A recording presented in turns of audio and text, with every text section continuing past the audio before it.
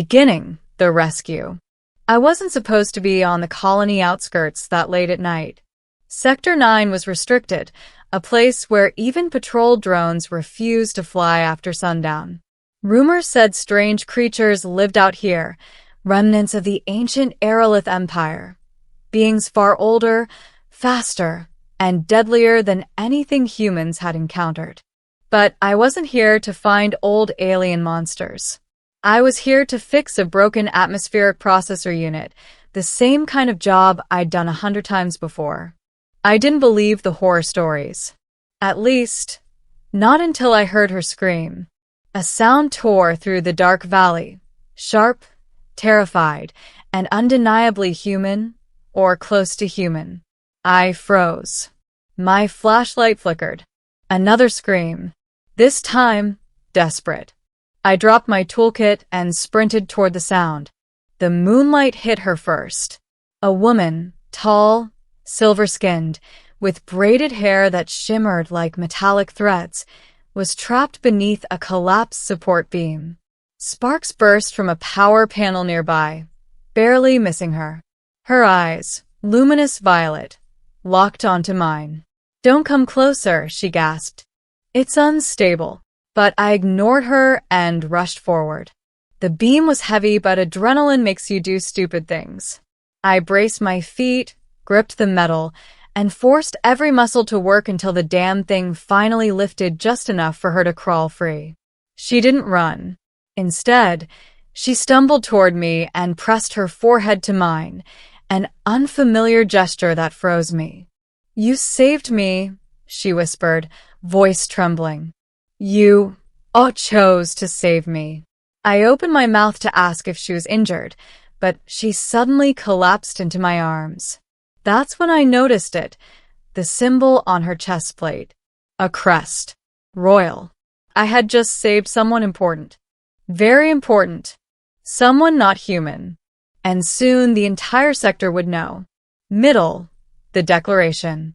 When she woke, she found herself inside my repair outpost, a tiny but cozy building filled with tools, parts, and coffee stains on every horizontal surface.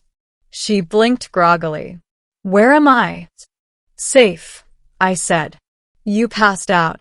She sat up slowly, her silver hair falling across her shoulders like liquid metal. Even injured, she looked powerful, regal, dangerous. "My name is Aurelia," she said. "Princess of the Aerolith Dominion." I choked. "Princess? Like actual princess?" "Yes," she replied calmly. "And you are the one who saved my life. That carries meaning among my people." I shrugged awkwardly. "Anyone would have helped." "No," she said. "You don't understand." She stood, too quickly, and nearly stumbled. I caught her by instinct. Her hands clutched my chest for balance. Her eyes widened at the contact. Then she did something that made my stomach drop. She extended her hand outward and pressed her palm against the center of my chest right over my heart. A gesture that felt ceremonial. Important. "What's that mean?" I asked. "It is a mark of recognition," she said softly. "Of choosing." "Choosing what?" But she didn't answer. Instead, she limped toward the comm station in the corner, tapped a few buttons, and spoke into the transmitter in a language I didn't understand. Within minutes, the sky outside filled with glowing blue lights, dropships descending. She turned to me with a strange, unreadable expression. "Prepare yourself," she said. "What? Why?" Before she could reply, the door burst open. A squad of armored guards rushed in, kneeling instantly when they saw her. "Princess Aurelia," their captain shouted. "We've been searching everywhere." Aurelia lifted a hand. "I am unharmed. Thanks to him." Dozens of alien eyes turned toward me. The princess stepped closer, too close, and touched my arm.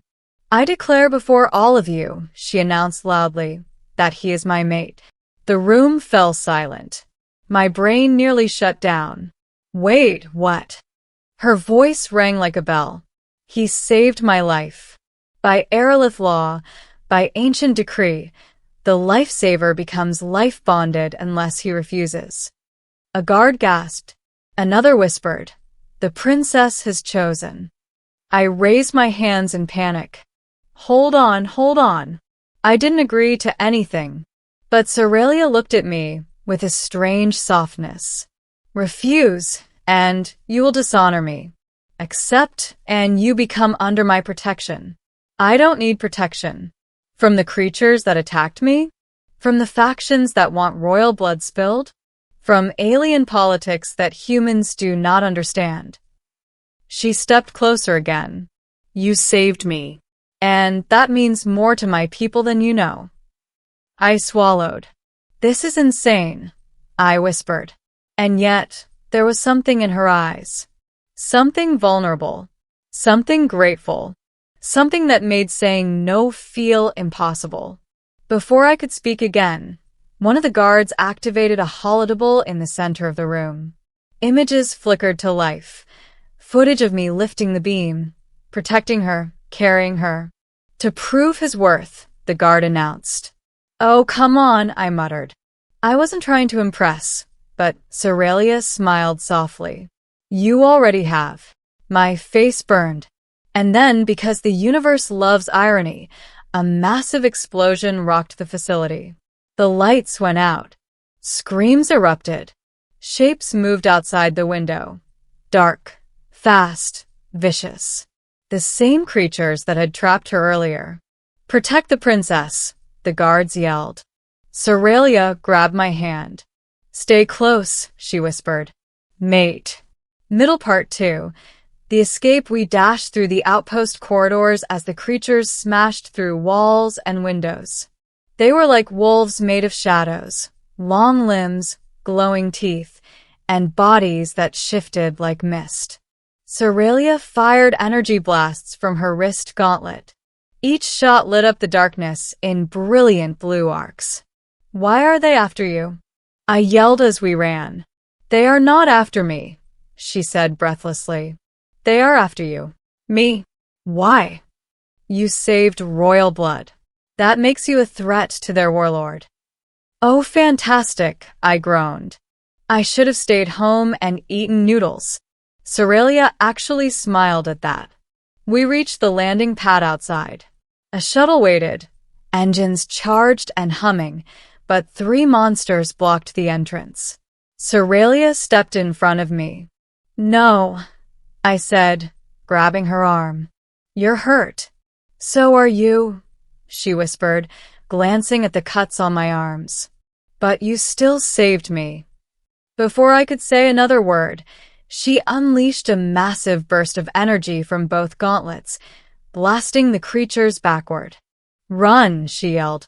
We sprinted into the shuttle as guards held the line. The doors slammed shut, and the ship roared upward into the sky. For a moment, just a moment, we were safe. Cerelia collapsed against me, breathing hard. You risked yourself again, she murmured. Why? Because it's what people do, I replied. We help each other. She looked up with glassy eyes. Not in my world. I hesitated, then gently brushed a strand of her metallic hair from her face. Well, I said quietly, maybe your world needs to learn. Her breath caught. She didn't look away. Middle part 3. The palace, the Aerolith royal citadel, looked like something from a dream, floating above the clouds, built of crystal towers that glowed with internal light.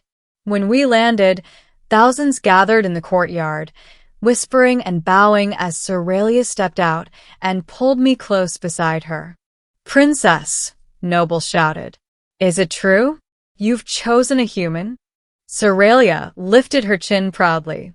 Yes. My heart stopped. A dignitary sneered at me. He is unworthy. Another spat. A primitive species. Cerelia's voice went cold. He saved my life. Where were you? That shut them up. She led me inside, but I could feel their eyes burning into my back. Cerelia, I whispered as we walked through the crystalline halls. You don't have to force yourself to call me your mate. She stopped. Then very slowly she turned toward me. I am not forcing myself, she said softly. You think we choose lightly?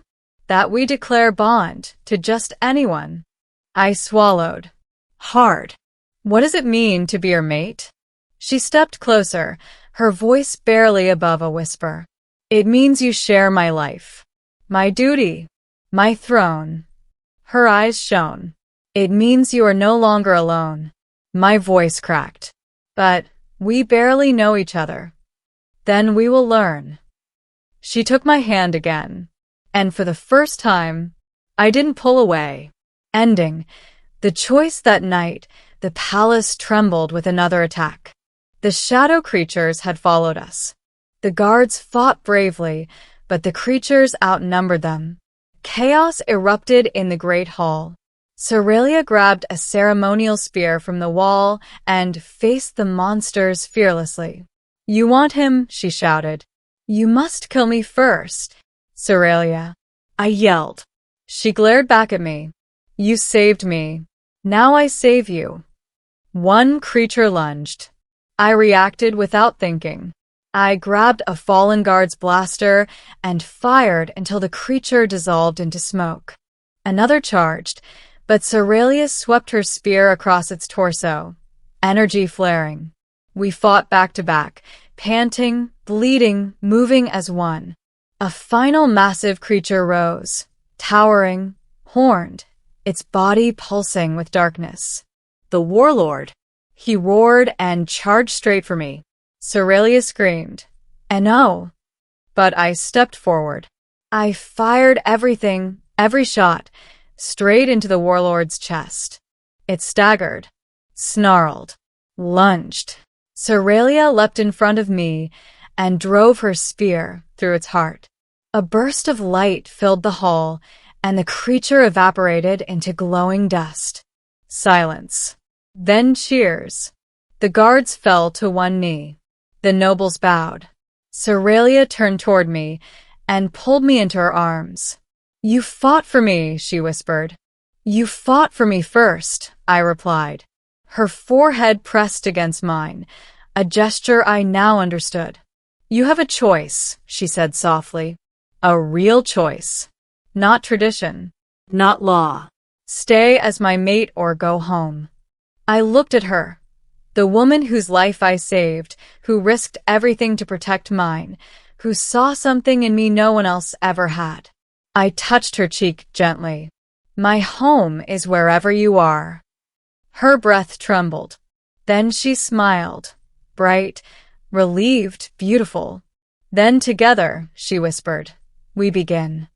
The hall erupted in cheers as she clasped my hand and lifted it for all to see. The princess of the Aerolith Dominion and her chosen mate, 2 lives forever changed by one brave act in the dark. But as I looked at her, her violet eyes shimmering with hope and certainty, I knew I wouldn't change a thing.